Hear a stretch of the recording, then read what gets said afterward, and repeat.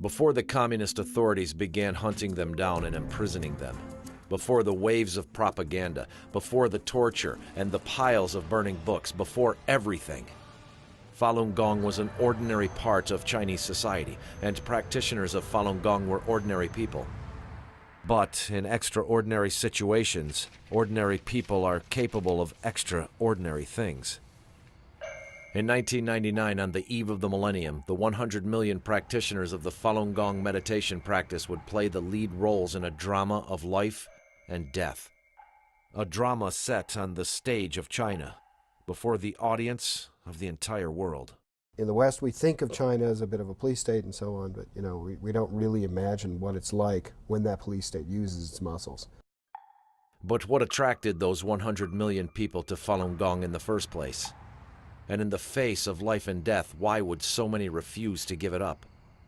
The answer is buried in the 5,000-year history of China, a history that was destroyed in the 20th century, but brought back to life in the hearts of millions of ordinary people, a history that formed the soul of a nation.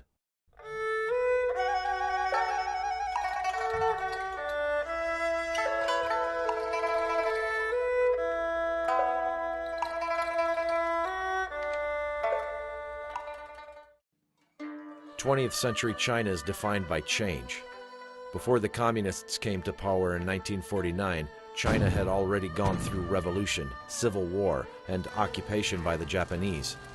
After the communists came to power, China went through numerous political campaigns that resulted in tens of millions of unnatural deaths.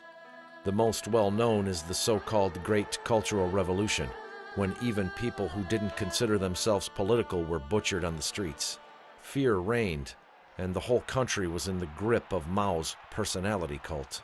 The Cultural Revolution started to affect me when I was 9 years old.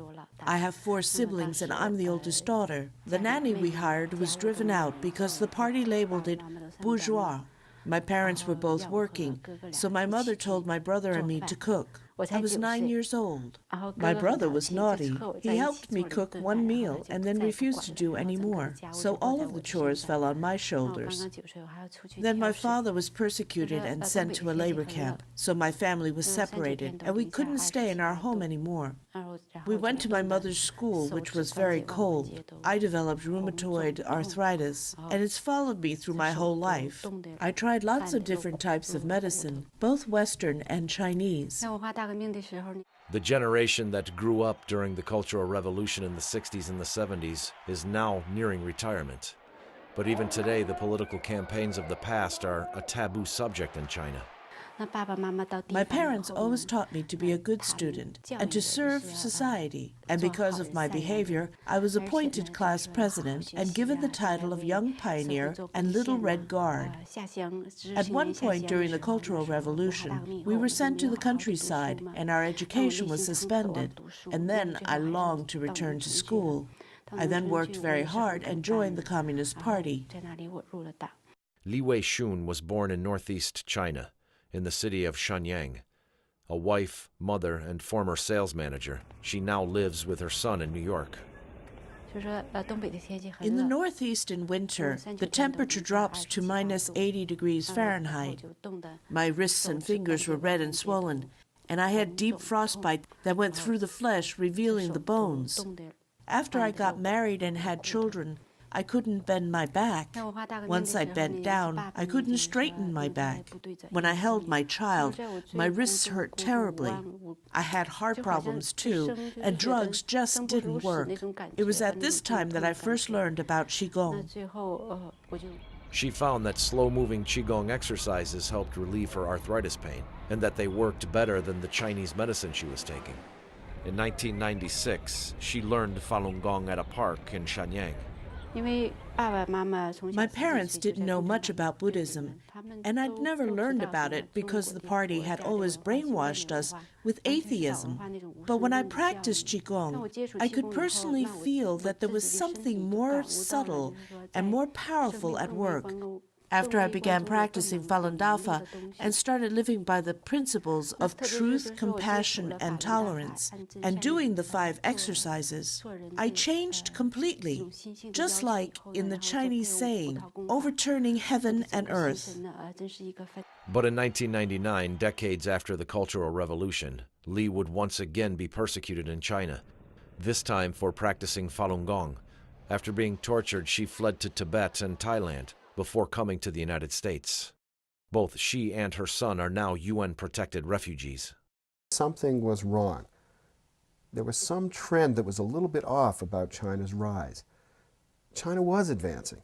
Economically, they were advancing. Or at least half of Chinese society was really beginning to start to feel that lift. More cars, more houses, more everything. What you have in China is sort of a facsimile of a thoroughly modern state. But there are certain things missing from it. The ability to talk about the kinds of horrible things that go on in China every day, and, of course, the horrible things that have taken place in the past. The horrific violence of the Cultural Revolution raged like a fire consuming Chinese society. But out of the ashes, a new China emerged.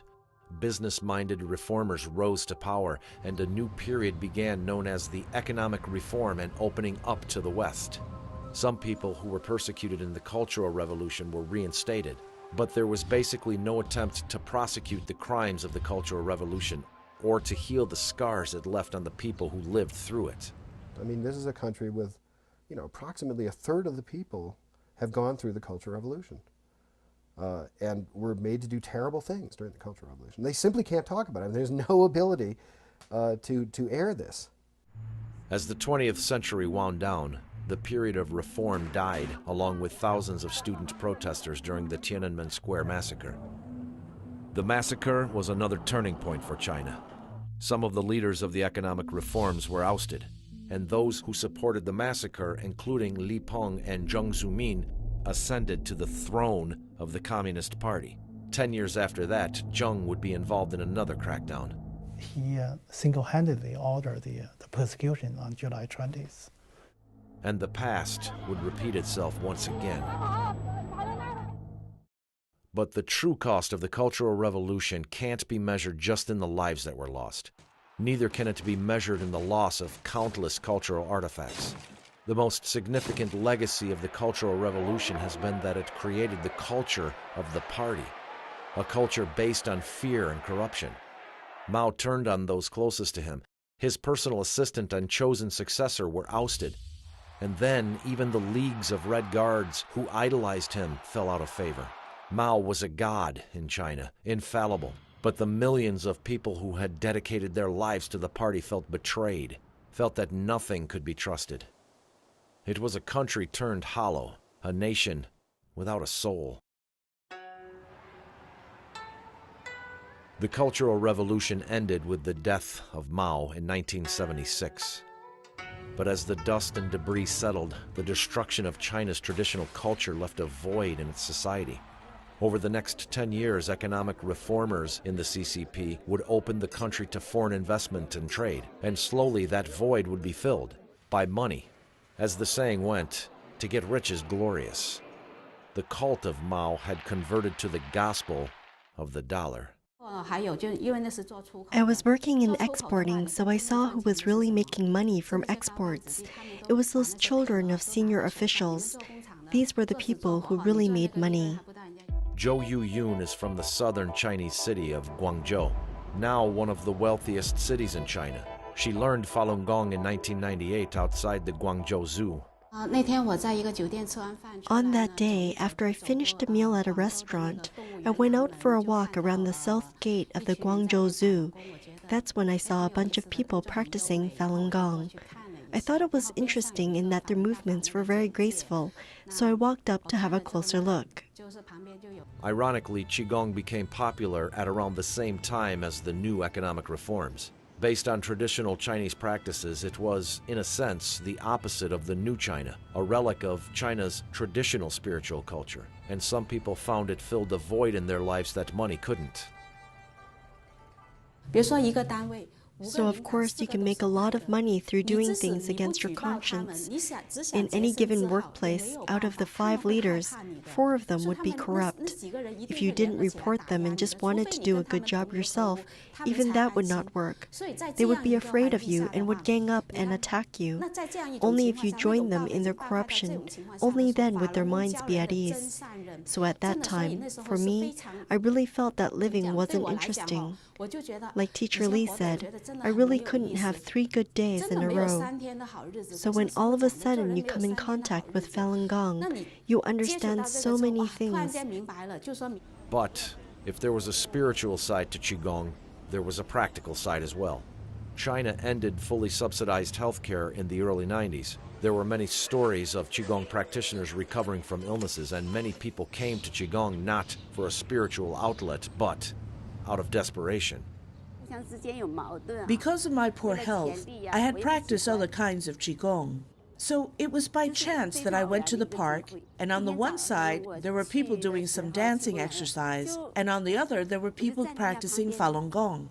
After I learned the exercises, when I was doing the second one, they were doing this one last. So I stood there in the holding the wheel stance. When I was in that position, I had this feeling of happiness and joy emerge from the bottom of my heart. And it was like nothing I'd ever felt in my whole life.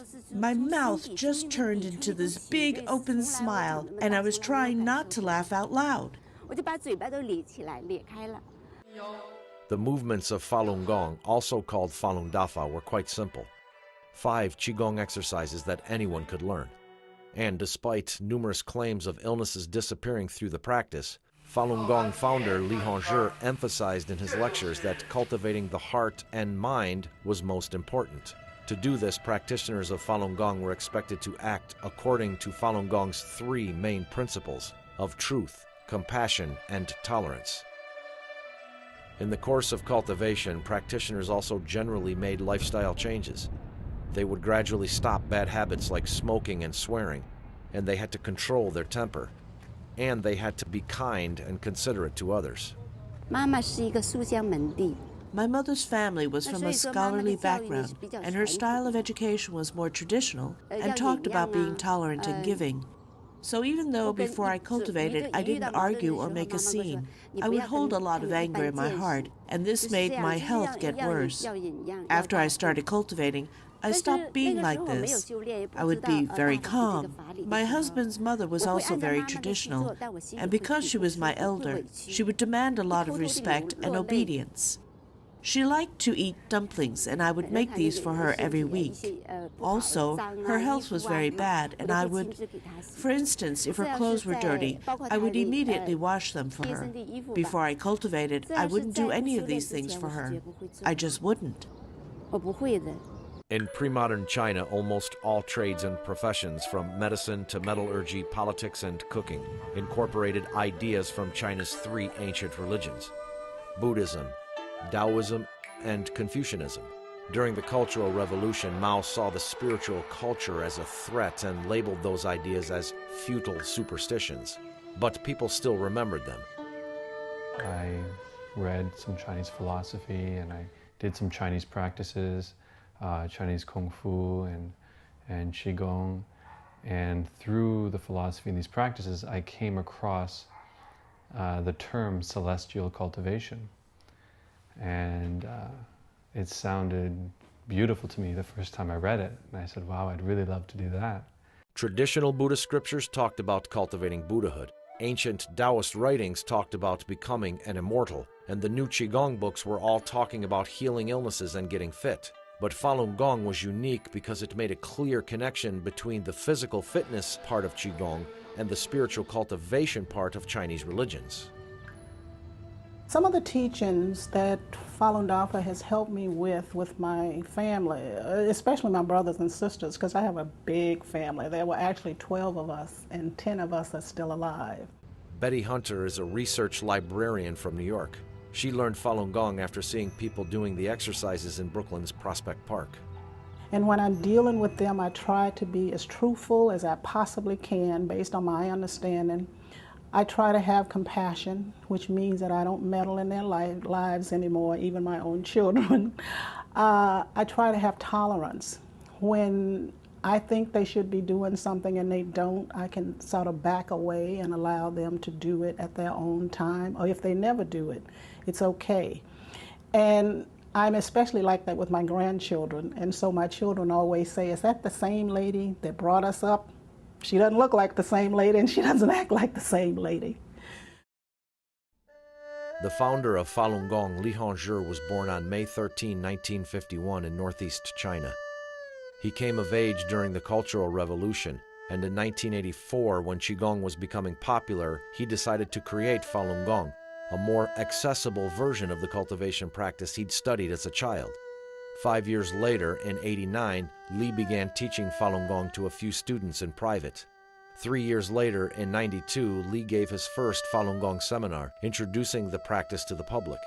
The seminar was held on Li's birthday, May 13, at a school in his hometown in Changchun. In the 2 years from 1992 to '94, Li traveled to almost every major city in China teaching the practice. Although the lectures were before crowds of thousands of people, the practice was mainly spread by word of mouth. When I was in Thailand, I was working as a kitchen hand in a restaurant. There was a tall, good-looking kid who worked in the kitchen as well. He called me Sister Li. One day he said, "Sister Li, why are you always happy and smiling? And why is your face always glowing?" I said, "I cultivate Falun Dafa." He said, "Oh, so that's how it is." A few days later he said, "I want to learn Falun Gong. Is this okay?" I said, "Okay, sure."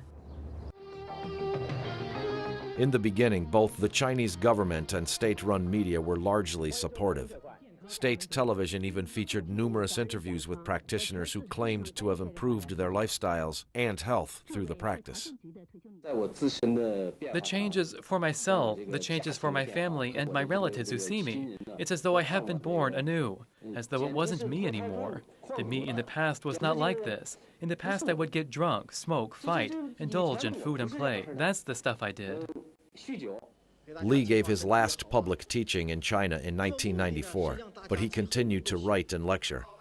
He also traveled abroad and lectured in many other countries, eventually settling in New York in 1996, where he lives today. 2 years later, Li's most popular book, Zhuan Falun, was translated into English. Falun Gong's 5 exercises and 3 principles of truth, compassion, and tolerance eventually spread to around 80 countries, and Li's writings have now been translated into over 40 languages. Fueling the spread was Falun Gong's innovative use of the internet. All the Falun Gong books in all available languages, as well as exercise instructions and music, were made available for free online from this source. I did the search on the internet. To my surprise, 2 things came up. And one of them was Falun Gong, and one of them was a phone number somewhere. I called that phone number and got nothing.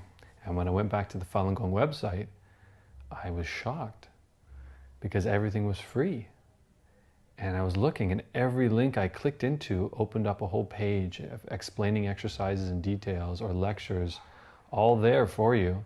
And it was all free. And I had been spending so much money and traveling around everywhere that I just started clicking the print button over and over and over again, because I thought tomorrow the promotion's going to be over and this is going to cost money.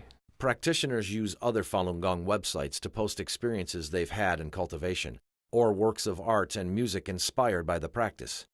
These works are also on display every May 13 when practitioners hold parades and rallies to celebrate what's become known as Falun Dafa Day. The day commemorates Li's birthday and the day the practice was first taught in public. The costumes and performances are done in traditional styles and are intended to showcase Falun Gong's connection to ancient Chinese culture. It's a connection that goes beyond the colorful silks and traditional tunes. Over 2,000 years ago in China, Confucius taught the 5 virtues of benevolence, righteousness, loyalty, propriety, and learning.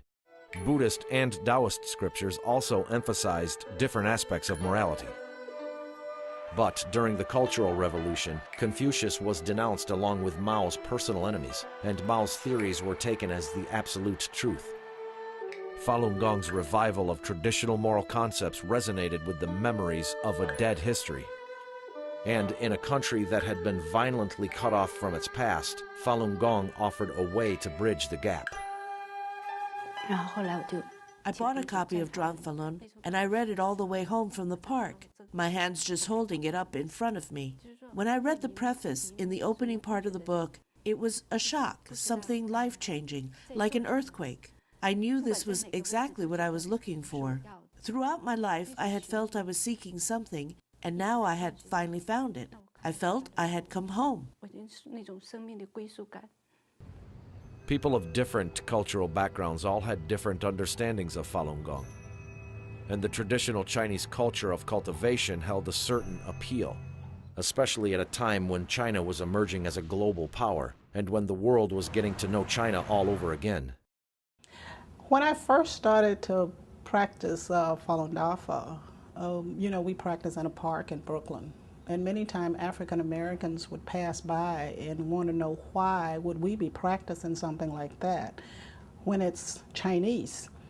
And we basically try to help them to understand that it's not Chinese, it's not African American, it's not Anglo-Saxon American, it's a diverse practice. And it doesn't have anything whatsoever to do with race. It has everything to do with what's going on with your own life and what you are seeking to understand at this particular time in your life. By the spring of 1999, Falun Gong had already spread widely both inside China and around the world. But although they didn't know it, for thousands of practitioners in China, their lives were quickly coming to an end. They took me to another room with no window. One man suddenly grabbed me and pulled me in front of him, and he started slapping my face. He said, "Do you know that I beat Zhong Hongjie to death?" Zhong Hongjie was a Falun Gong practitioner from Tieshi district. When he said he killed Zhong Hongjie, I was shocked and I thought, so this is the murderer. The other man said, beating Falun Gong to death is nothing and is counted as suicide. I said, even if you beat me to death, I will not tell you anything. Then I looked at him calmly. His hand dropped in midair, and it was so quiet, you could hear a pin drop. In the face of death, some practitioners would give up Falun Gong and some wouldn't. But everyone would be affected. Everyone had to pick a side. You know, when Jiang Zemin started this persecution, everyone in the government and everyone in the whole China, they have to say, you agree with that or you don't agree with that. Some would go along with the persecution and some would take a stand against it. Those who stood up for their beliefs endured vicious physical and mental torture. Those who gave in were often forced to persecute others. Thousands were brutally killed, driven insane, or forced out of the country. But in the end, their story would be defined not by persecution, but by faith.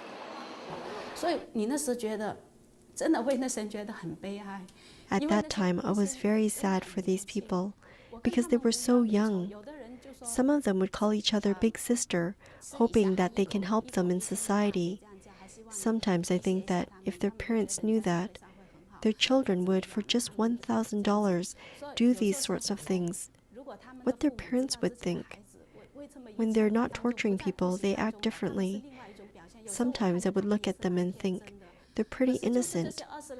But these girls around 20 years old would do those things. You can't imagine it.